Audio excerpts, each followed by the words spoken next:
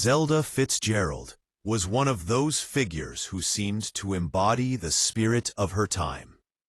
Born in Alabama in 1900, she grew up with a reputation for being bold, unconventional, and full of energy. When she married F. Scott Fitzgerald, she stepped straight into the spotlight, becoming part of one of the most famous literary couples of the 20th century. She quickly became known as the first American flapper, a title that captured her free-spirited lifestyle. Zelda loved parties, dancing, and pushing against the boundaries of what was considered proper for women in the 1920s. Her style and personality made her a cultural icon, and she was often seen as the living embodiment of the Jazz Age. But Zelda wasn't just a socialite. She had her own creative ambitions and talents.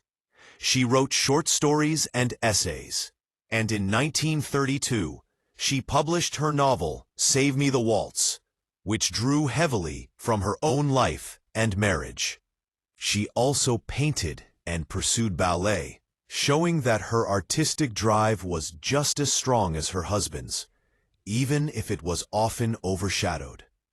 Her marriage to F. Scott Fitzgerald was famously turbulent. The two were deeply in love, but also competitive and prone to conflict. Their relationship was marked by passion, jealousy, and struggles with mental health. Zelda spent significant time in psychiatric hospitals later in life, which added a tragic dimension to her story. Today, Zelda is remembered not only as F. Scott's muse, but also as an artist in her own right.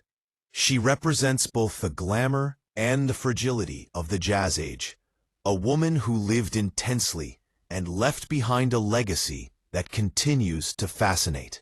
#flamboyant. #the historian's den.